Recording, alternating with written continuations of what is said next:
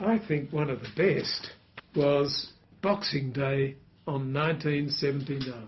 And we've got the Australian Open Tennis Championships coming in by broadband, I think it was satellite then, from Melbourne.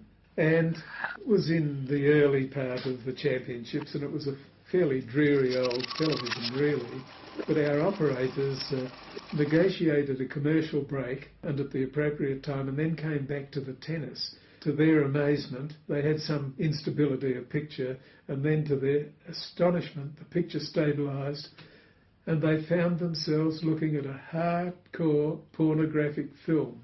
And indeed, it was a close-up, and a close close-up of the nether regions of a couple from the waist to the knee in what could only be described, I would say, as the real love game. We worked it out later, and we determined that it took them somewhere about 3 seconds before they got to black and then worked things out.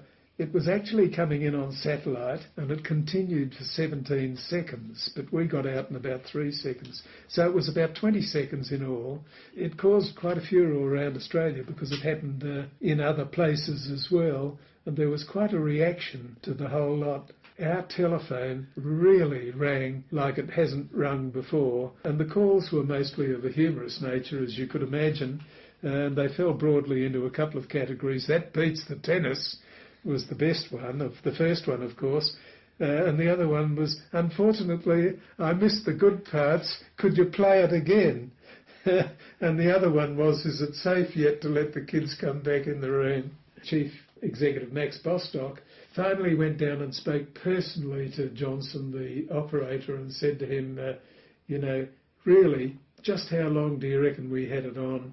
To which Johnson pondered for a moment and then replied, 17 thrusts. So that was the TVW love game.